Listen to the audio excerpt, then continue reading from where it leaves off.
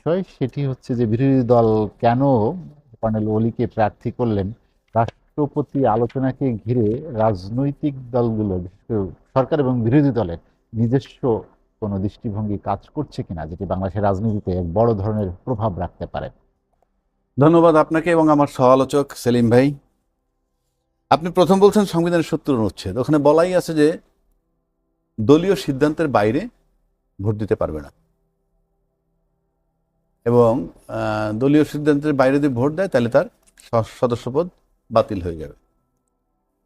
সুতরাং আপনি নিশ্চিত থাকতে পারেন যে দলীয় ভোট সব বিএনপির প্রার্থী পাবে। এখন প্রশ্ন হচ্ছে ভোটের সিস্টেমটা কি। ভোটের সিস্টেম আপনি যদি গোপন রাখেন, আমি তো জানি না ঠিক প্রেসিডেন্ট ভোট কিভাবে দেবে, সেলিম ভাই হয়তো আমার চেয়ে ভালো জানবেন। প্রথমবারের মতো দিবেন।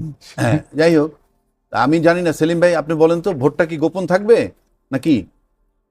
এটা আপনার গোপন থাকারই কথা, যেটা আমরা তো থাকার কথা বলতে কি, মনে করেন গোপন থাকলে তো আমার ভোট আমি কারে দিব কেউ তো জানার কথা না। জানা কথা না। তাহলে তো ফ্লোর ক্রসিং করলাম কি করলাম না সন্দেহ থাকবে, যে ২১৩টা ভোট কথার কথা যে এনে 50টা কম পাইছে বিএনপির প্রার্থী, তাহলে বিএনপি ভাবতে পারে যে আমার 50টা ভোট গেল। কিন্তু কোন কোন 50 জন, আমার কাছে মনে হয় বিষয়টা এরকম না। আমি যেটা পত্রিকায় পড়লাম তাতে বোধহয় আপনি কোন জানা প্রার্থীকে থাকবে। দিবেন, প্রার্থীর পাশে আপনার নাম দেওয়া হবে এবং কোন আসনের এমপি এটা লিখতে হবে। করেন, আমরা এই মুহূর্ত পর্যন্ত জানি যেটুক, আমার মনে হয় বিএনপির তরফ থেকে কাকে দিবে আমরা জানি না, এখনো কিন্তু স্থির হয় নাই। বাট 11 দলীয় যে বিরোধী দল, 11 দলীয় জোট, তারা কিন্তু কর্নেল অলি সাহেবকে অলরেডি ডিক্লারেশন দিছে। তার ক্রাইটেরিয়া কি? উনি একজন আর্মি অফিসার ছিলেন, এবং উনি একজন বীর বিক্রম, এবং উনি একজন মুক্তিযোদ্ধা। আবার যদি আমি ফখরুল ইসলাম আলমগীর দিকে যাই, আমি কারো দোষ দিচ্ছি না বা নিন্দা করছি না। ফখরুল ইসলাম আলমগীর সাহেবের পারিবারিক ব্যাকগ্রাউন্ডে বলা আছে, তার ফ্যামিলিতে তার পিতা মুসলিম লীগ করতেন, তিনি মন্ত্রী ছিলেন। তো আমরা তো মুসলিম লীগ করা মানি তখন তাদেরকে রাজাকার ধরা হয় স্বাধীনতার পর থেকে। তো সেই হিসাবে তিনি, তার পরিবারের পারিবারিক প্রশ্ন আছে। তো পারিবারিক প্রশ্ন যদি আনেন, তাহলে বিএনপির যোগ্য প্রার্থীকে। পারিবারিক প্রশ্নটা আমি কেন বলতেছি, বাংলাদেশে ইনশাল্লাহ তাআলা গত 53-54 বছর যাবৎ মুক্তিযুদ্ধের চেতনা, মুক্তিযুদ্ধের চেতনা, মুক্তিযুদ্ধের বাইরে কিছু নাই। You must pay honour to a freedom fighter. তা সেদিক থেকে যদি আপনি বিবেচনায় নেন, ফখরুল ইসলাম আলমগীর সাহেব যদি বিএনপির প্রার্থী হন, আর কর্নেল অলি সাহেব যদি 11 দলীয় জোটের প্রার্থী হন, আমি তো মনে করি সবার ভোট তাকে দেওয়া উচিত, যেহেতু উনি কনফার্ম একজন বীর বিক্রম এবং নিজে একজন মুক্তিযোদ্ধা।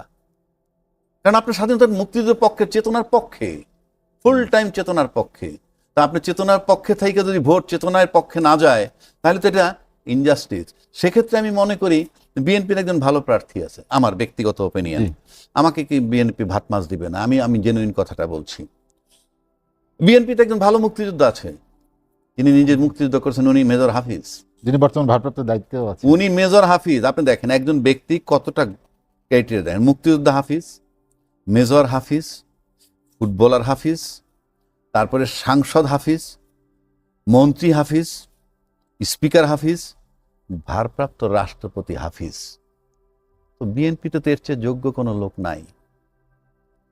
এবং যদি মুক্তিযোদ্ধা হাফিজ ইলেকশন করেন আর মুক্তিযোদ্ধা কর্নেল অলি নির্বাচন করেন, সেক্ষেত্রে মুক্তিযোদ্ধা হাফিজ যদি ভোট, জামাতের ভোটগুলোও পান, তা তো আমার কাছে ভালো লাগবে। কিন্তু যদি মুক্তিযোদ্ধা কর্নেল অলি ইলেকশনে দাঁড়ান, আর বিএনপির তরফ থেকে আরেকজন এমনভাবে দাঁড়ান যার এই মুক্তিযোদ্ধা হিসেবে তার পরিচয় নাই, যার পারিবারিক ব্যাকগ্রাউন্ড নিয়ে বিতর্ক আছে, সে যদি পাশ করে, তখন মুক্তিযুদ্ধের চেতনা নিয়ে কথা বলা তাদের জন্য নিষেধ হওয়া উচিত, আমি মনে করি।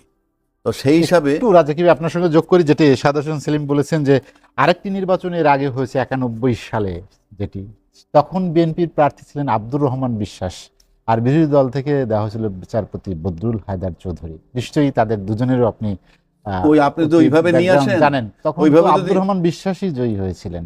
ওইটাতে বললাম, ওইভাবে যদি বিষয় নিয়ে আসেন, তাহলে একটা কথা বলে দেই, এই মুক্তিযুদ্ধের চেতনাটা একটা রাজনৈতিক ইস্যু। নোবডি, কেউ ফিল করে না। ফিল করলে আপনি মুক্তিযোদ্ধার মেয়েরে রাজাকারের ছেলের সাথে বিয়ে দিচ্ছেন, আবার গল্প করেন। মানুষ, বাংলাদেশের লোকগুলোই জানি কেমন। আপনি যেটা টিকে রাখতে পারবেন সেটা বলেন কেন? আপনি মুক্তিযুদ্ধে এত গুরুত্ব দেন, মুক্তির জন্য জীবন দিয়ে দিতেছেন, হাতাহাতি হয় টকশোতে, যাদের বয়স 75-76 তারা হাতাহাতি করে, উত্তেজনা দেখলে নার্ভাস হয়ে যায় দেশ জাতি, তাহলে আপনি মুক্তিযোদ্ধা ভোট পাবেন না কেন? এই জন্য আমি বলবো, মুক্তিযোদ্ধার চেতনা বাস্তবায়ন করতে হইলে, মুক্তিযুদ্ধের প্রতি সম্মান দেখাইতে হইলে বিএনপির মধ্যে একমাত্র প্রার্থী এখন এই মুহূর্তে মুক্তিযোদ্ধা হাফিজ। তাহলে কি কর্নেল অলিকে রাষ্ট্রপতি প্রার্থী করে জামাত এবং 11 দল মুক্তিযোদ্ধার প্রতি এখন সম্মান যদি দেখিয়েছে? মনে করেন এখানে ফখরুল ইসলাম আপনার কি মনে আলমগীর হয়? সাহেব এমপি থাকেন, প্রেসিডেন্টের পদে থাকেন, আর ওইদিকে যদি কর্নেল অলি সাহেব থাকেন, তাইলে যদি ফখরুল ইসলাম আলমগীর সাহেব পাশ করেন আর কর্নেল অলি যদি ফেল করেন, তাহলে জাতি সুচিন্তিত মতামত দিছে মুক্তিযুদ্ধের হ্যাঁ। বিরুদ্ধে। যেটি আমি আপনার কাছে জানতে চাই যে জামাতে ইসলামীর নেতৃত্বে যে 11 দল, তারা কি আসলে তাদের এখন যে কার্যক্রম আপনি জানেন, আমি একটু পিছনে যেতে চাই, বিরোধী দলের নেতার বাসভবনের আলোকচিত্র থেকে শুরু করে, আলোকচিত্র পরিদর্শন থেকে শুরু করে, এবং কর্নেল অলিকে রাষ্ট্রপতি মনোনয়ন দেয়া, তারা কি মুক্তিযুদ্ধের প্রতি ঝুঁকে গেল কিনা? ডেফিনেটলি আপনি যখন একটা মুক্তিযুদ্ধের শোনেন, কর্নেল অলি সাহেব জামাতে যোগ দিলে, বাংলাদেশের ক্যারেক্টারটা কেমন জানেন? আপনি জামাতে যোগ দিলে রাজাকার হয়ে যাচ্ছেন, কিন্তু জামাতের লোক এসে যদি আপনার দলে যোগ দেয় তখন আপনাকে রাজাকার বলা হয় না। মানে ওইখানে গেলে রাজাকার হয়ে যাবেন, এইখানে আসলে আবার ওই রাজাকার পরিশুদ্ধ হয়ে যায় অন্য একটা দলে গেলে। এই যেমন ধরেন আমাদের প্রায়ত হাসিনা, মানে কি বলে, সাবেক প্রধানমন্ত্রী হাসিনা তার মেয়ের যখন বিয়ে দিয়ে দিলেন, আমরা জানি রাজাকারের ছেলের কাছে, ওটা জায়েজ হয়ে গেছে, ওটা নিয়ে কোনো বিতর্ক নাই, ওই 16 বছর কেউ কথা বলে নাই। এবং এই যে আপনার একটা, এইগুলো দিয়ে প্রমাণ করা যায়, যে ধাপে ধাপে প্রমাণ করা যায় মুক্তিযুদ্ধের চেতনা না শুধু ক্যাশ করা। তাহলে আমি আবারও জোরালো কণ্ঠে বলছি, যদি আজকে যেমন আমার এখানে সাহাদাত হোসেন সেলিম ভাই আছেন, উনি যদি মনে করেন বিএনপিতে এমন একজন লোক প্রার্থী দেয় যিনি মুক্তিযোদ্ধা না ব্যক্তিগতভাবে, আর অন্য জায়গাতে একজন মুক্তিযোদ্ধা দাঁড়ায়, কোনো শর্ত ছাড়াই তো মুক্তিযোদ্ধার পাশ করা উচিত এবং দলকে বলা উচিত উনি মুক্তিযোদ্ধা, pay honour to a freedom fighter. অন্যথায় এটা প্রমাণিত হবে যে এটা শুধুই কথার কথা। এইটি নিয়ে আসলে আপনি বলছেন যে রাজনৈতিক হাতিয়ার হিসেবে ব্যবহৃত হচ্ছে। অবশ্যই 55 বছর ধরে যেটি হচ্ছে সেটি থেকে তো বেরিয়ে আসার কথা ছিল, বা সেটিই তো 5 আগস্টের একটা আকাঙ্ক্ষা ছিল। সেখানে কেন জোর দিচ্ছেন না, বা সেই জায়গাগুলো কেন রাজনৈতিক সেই দলগুলো কথাটা আপনি শুরুতে স্মরণ বলছেন যে করছেন না? টেকসই গণতন্ত্র। টেকসই গণতন্ত্র মানে আমি এক জায়গায় ঘুরতে গেলাম, গিয়ে দেখলাম যে ভাই এখানে তো একটা, এই এলাকায় প্রচুর জেলে আছে। আচ্ছা, তো জেলে আছে তো খাল শুকিয়ে যাইতেছে, তো খালটা খনন করতে হবে, পানি প্রচুর আনতে হবে, পইলা চইলে আসলাম। এভাবে রাষ্ট্র ঠিক হয় না। রাষ্ট্র ঠিক হওয়ার জন্য আপনার প্রাতিষ্ঠানিক যে পরিবর্তনটা দরকার। যেমন আপনি ধরেন একজন ব্রিগেডিয়ার জেনারেল চালান সিএমএইচ, জি, হ্যাঁ, ব্রিগেডিয়ার জেনারেল যে সিএমএইচটা চালায় সেটা ঝকঝক চকচক করে কেন? ওই ব্রিগেডিয়ার সাহেব ঢাকা মেডিকেল কলেজ চালাইতে দেন ডাইরেক্টর হিসাবে, আমি লিখে দিতে পারি। ব্রিগেডিয়ার তো দূরের কথা, আর্মি চিফকে চালাইতে দেন, ব্যর্থ হয়ে আপনাকে দেখতে জানাই ঢাকা মেডিকেলও যিনি চালান উনিও আর্মি অফিসার, আমি তো সেটাই বলছি। তাহলে সিএমএইচ তো ঝকঝক চকচক করে, কিন্তু ঢাকা মেডিকেল কেন পারে না? কারণ প্রাতিষ্ঠানিক যে সিস্টেমটা, এই যে আপনি একটু আগে বললেন যে টেকসই গণতন্ত্র, টেকসই গণতন্ত্রের কতগুলো শর্ত থাকে।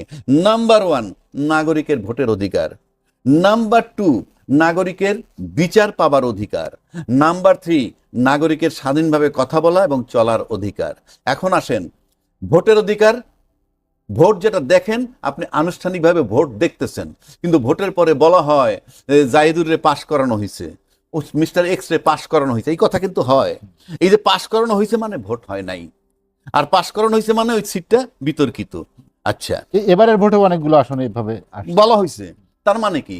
আপনি যে 2টা আসনের কথা বলছেন, কেউ কেউ বলছেন নাহিদকে পাশ করানো হয়েছে, ডাক্তার শফিকুর রহমানের পাশ করানো হয়েছে, যদি তাই হয়ে থাকে তাহলে তো 2টা সিটের নির্বাচন হয় নাই।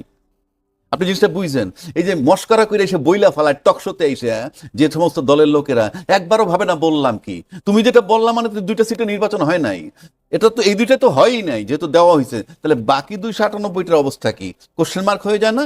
বিতর্কিত করে যায়, বাহবা নয়, সস্তা বাহবা, পপুলারিটি।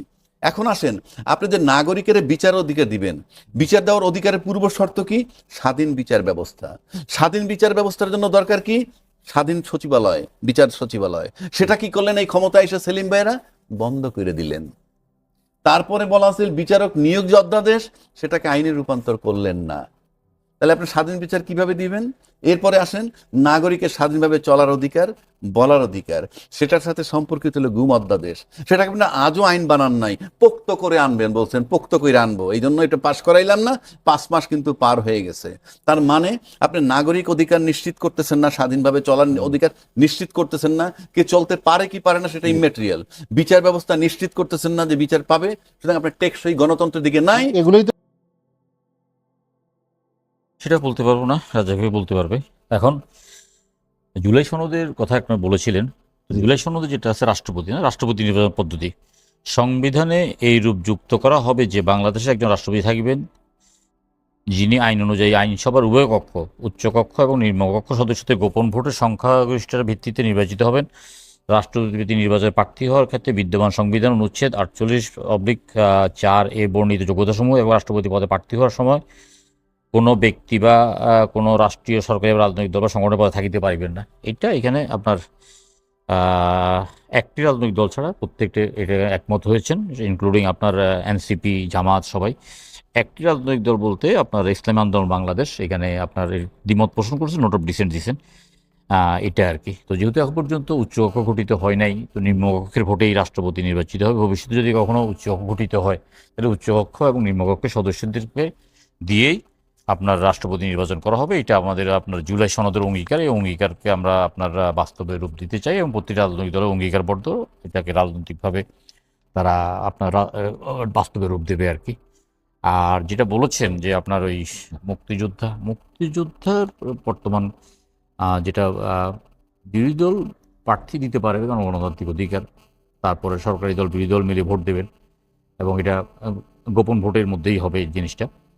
আর আপনার এখানে তো বুঝে যায় জি প্রার্থী বিরোধী দলের অপশন আছে। কর্নেল ওলি সাহেবকে মনোনয়ন দিয়েছেন বিএনপি, এখন পর্যন্ত তার মনোনীত প্রার্থীর মানে আপনার করেন নাই, ডিক্লেয়ার করেন নাই। ডিক্লেয়ার করার পরে সেটা যাকে ডিক্লেয়ার করে সেখানে তখন তাকে ভোট দেওয়া হবে আর কি। 19 সময় তো সপ্তাহে নেই, আর দুদিনের মধ্যেই তো সবাই জানতে পারবেন যে হ্যাঁ কালকের মধ্যে জেনে যাবে, হয়তো কালকের মধ্যে সবাই জেনে যাবে আর কি। তো এটা তো রাষ্ট্রের সর্বোচ্চ একটা পদ, রাষ্ট্রের সর্বোচ্চ পদে আপনার সবচেয়ে ভালো গ্রহণযোগ্য ব্যক্তি নির্বাচিত হলে ভালো হয় আর কি। তো এর আগে দিয়ে ধরেন কিছুটা ব্যর্থ ঘটানো হয়েছে, সেই ব্যর্থটা আশা করি খুব সুন্দরভাবেই এটা আপনার পরিপূরক হিসাবে আপনার দাঁড়াবে। আর বিরোধী দলের তো অনেকগুলো, আমি তো বললাম যে রাজনীতিতে অনেক সময় কৌশল আছে, অনেকগুলো কৌশল আছে। কৌশল অংশ হিসেবে তারা মানে 7ই মার্চের আপনার ছবি দিয়ে জিয়া রহমান সাহেবের স্বাধীনতার ঘোষণাটা দেন না, এটা তাদের সেই কৌশল তাদের হতে পারে এই ব্যাপারে। আর প্রার্থী দাঁড় করিয়েছেন একজন মুক্তিযোদ্ধাকে, সেটা তো কোনো মানে উনি একজন যুদ্ধকালীন সময়ে আপনার উপাধি পেয়েছেন, যুদ্ধ গুরুত্বপূর্ণ ভূমিকা আছে, এটা তো আর কেউ অস্বীকার করছেন না। তো তার বর্তমান রাজনৈতিক অবস্থান তো আপনার সেই আপনার মুক্তিযুদ্ধের সময়কার আপনি অবস্থান জুলাই সনদের কথা বলছিলেন সেলিম ভাই। জুলাই সনদে বলা হচ্ছিল যে রাষ্ট্রপতি এবং প্রধানমন্ত্রীর ক্ষমতা এক ধরনের ভারসাম্য আনা হবে, একটা আলোচনা হয়েছিল। জি জি। সে বিষয়ে আসলে কি সিদ্ধান্ত হয়েছে, বা সে ধরনের ভারসাম্য যদি আনা হয় তাহলে হ্যাঁ। রাষ্ট্রপতির পদটা কতটা গুরুত্বপূর্ণ হয়ে উঠবে আগামী জাতীয় সংসদ নির্বাচনের আগে? না দেখুন, এখানে তো আপনার ওই রাষ্ট্রপতির রাষ্ট্রপতির ক্ষমতা নিয়ে আমরা সুনির্দিষ্টভাবে আলোচনা করেছি। যেমন আপনার রাষ্ট্রপতির একটা ক্ষমতা আছে আপনার ফাঁসির আসামিকে মওকুফ করার ব্যাপারে, বুঝছেন না? তো তৎকালীন সময় এটার যথেষ্ট অপব্যবহার হতে আমরা দেখেছি আর কি। একদম চিহ্নিত খুনি লোককেও রাষ্ট্রপতি ক্ষমা করেছেন, কাউকে কাউকে বর্ডার পাস করতে দিয়েছেন, আবার কোনো কোনো আপনার ফাঁসির আসামি আপনার জেলে আপনার বিয়েও করেছেন, বাসরত করেছেন। তো সব মিলিয়ে জুলাই সনদে আমাদের একটা আলোচনা হয়েছে, সেটা হলো যে রাষ্ট্রপতি ক্ষমা করতে পারবেন, তবে সেখানে একজন 3 সদস্যের একটা কমিটি করে দেওয়া হয়েছে, কমিটি সেটা ওনাকে বিয়ে করবেন আর কি। রাষ্ট্রপতি আপনার সুপ্রিম কোর্টের যে কোনো বিচারপতিকে, সুপ্রিম কোর্টের হাইকোর্ট ডিভিশনের যে কোনো বিচারপতিকে প্রধান বিচারপতি হিসাবে নিয়োগ দিতে পারতেন, যে কোনো বিচারপতিকে। কিন্তু এখন বলা হয়েছে সুপ্রিম কোর্টের অ্যাপিলেট ডিভিশনের টপমোস্ট যিনি আছেন সিনিয়র এবং সেকেন্ড যে আছেন তিনি, এটা বিএনপি এইভাবে রাষ্ট্রপতির ব্যাপারে করেছি আর কি। আমরা আপনার ক্ষমতাকে আমরা একটা মোটামুটি সুনির্দিষ্ট করে দিয়েছি। আর এছাড়া আপনার ঐক্যমত্য কমিশন সেটা আচ্ছা আপনার যেটা আমরা চিন্তা করতে পারি না। ধরেন আপনার এখানে অ্যাটর্নি জেনারেল নিয়োগ, জাতীয় মানবাধিকার কমিশনের চেয়ারম্যান ও সদস্যদের নিয়োগ, তথ্য কমিশনের চেয়ারম্যান এবং সদস্যদের নিয়োগ, বাংলাদেশ প্রেস কাউন্সিলের চেয়ারম্যান নিয়োগ, আইন কমিশনের চেয়ারম্যান নিয়োগ, বাংলাদেশ ব্যাংকের গভর্নর নিয়োগ, বিশ্ববিদ্যালয় মঞ্জুরি কমিশনের চেয়ারম্যান নিয়োগ, এনার্জি রেগুলেটরি কমিশনের চেয়ারম্যান ও সদস্য নিয়োগ, বাংলাদেশ টেলিকমিউনিকেশন রেগুলেটরি কমিশনের চেয়ারম্যান ও সদস্য নিয়োগ, সশস্ত্র বাহিনী সমূহ সেনাবাহিনী, নৌবাহিনী, বিমান বাহিনী প্রধানদের নিয়োগ, প্রতিরক্ষা গোয়েন্দা মহাপরিচালক ডিজিএফআই এর মহাপরিচালক নিয়োগ, জাতীয় নিরাপত্তা গোয়েন্দা এর এনএসআই এর মহাপরিচালক নিয়োগ। তো হঠাৎ করে দেখলাম যে ক্ষমতাহীন রাষ্ট্রপতিকে একদম ফ্রাঙ্কেস্টাইনের মতো ক্ষমতা দেওয়া, এগুলো নিয়ে আলোচনা হয়েছে। পরবর্তীকালে আপনার এগুলো তো অনেকগুলোতে নোট অফ ডিসেন্ট দিয়ে না, জুলাই সনদে আমি আপনাকে বলি, জুলাই সনদে আছে রাষ্ট্রপতিতে আপনার যেটা সেটা হলো যে জাতীয় মানবাধিকার কমিশনের চেয়ারম্যান ও সদস্য, তথ্য কমিশনের প্রধান এবং commissioner, Bangladesh press council commission, আইন কমিশনের চেয়ারম্যান, বাংলাদেশ ব্যাংকের গভর্নর, বাংলাদেশ এনার্জি রেগুলেটরি কমিশনের চেয়ারম্যান। এটা হলো জুলাই সনদে। সেখানে এখানে আপনার রাজনৈতিক দলের মধ্যে 9টি রাজনৈতিক দল নোট অফ ডিসেন্ট দিয়েছে, তার মধ্যে বিএনপিও আছে। আর নোট অফ ডিসেন্টের ব্যাপারে বলা আছে অবশ্যই কোনো রাজনৈতিক দল বা জোট তাদের নির্বাচনী ইস্তেহারে উল্লেখপূর্বক যদি জনগণের ম্যান্ডেট লাভ করে তাহলে তারা সেই মতো ব্যবস্থা গ্রহণ করতে পারবেন।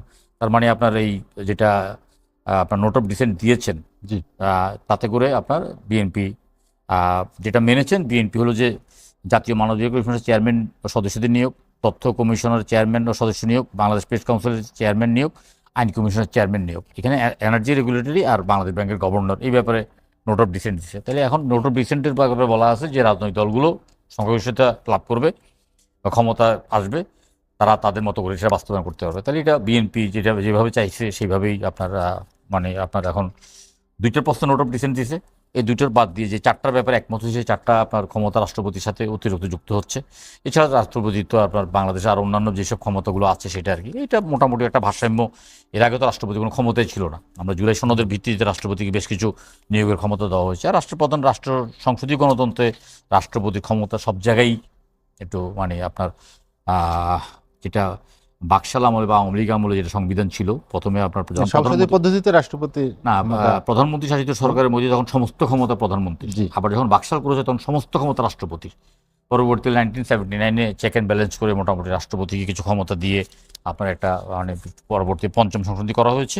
আর এইবার মোটামুটি রাষ্ট্রপতিকে আরও 4টা মানে ক্ষমতা দেওয়ার পরে রাষ্ট্রপতি পদটা আলংকরিক এবং তাৎক্ষণিকভাবে আপনার এইসব নিয়োগের ক্ষমতা পাওয়ার পর রাষ্ট্রপতি পদটা আলংকরিকের চাইতেও কিছু নির্বাহী ক্ষমতা এখানে যুক্ত হয়েছে। ভাই, যেটি আপনি বলছিলেন যে মানবাধিকার কমিশন, আপনি জানেন যে গুম কমিশন, আরো বেশ কয়েকটি আইন, যেটি একটি গুম প্রতিকার আইন যেটি মন্ত্রিপরিষদে অনুমোদন হয়েছে, বাকি অন্য বেশ 3-4টি আইন যেটি আছে যেগুলো এখনো প্রক্রিয়াধীন, যেগুলো অধ্যাদেশগুলো আইনে রূপান্তর করা হয়নি, সেগুলো নিয়োগ গঠন প্রক্রিয়ায় যদি রাষ্ট্রপতি অন্তর্ভুক্ত থাকেন, গণতন্ত্রের যে রক্ষা কবচ, এই বিষয়গুলো এখানে রাষ্ট্রপতির ভূমিকা আসলে কতটা গুরুত্বপূর্ণ হতে পারে, এবং দলের প্রায় 2/3 সংখ্যাগরিষ্ঠতা এই নিয়ে রাষ্ট্রপতি এবং সংসদ, এই দুটি আসলে ভারসাম্য কিভাবে আসবে? না, আমি আরও আপনাকে আবার বলছি, সংসদীয় গণতন্ত্রের রাষ্ট্রপতি পদটা অলংকারিক পদ, এটা অলংকারিক পদ। এটা সেদিকে সংসদ নিয়ন্ত্রিত হবে নাকি রাষ্ট্রপতি তার স্বাধীনভাবে মতামত নিতে পারবে? আমি শুধু একটু জানতে চাই মানবাধিকার রাষ্ট্রপতির ক্ষেত্রে রাষ্ট্রপতি যে ক্ষমতাগুলো আছেন উনি স্বাধীনভাবে প্রয়োগ করবেন, এখানে কোনো রকম কোনো বাধা নেই।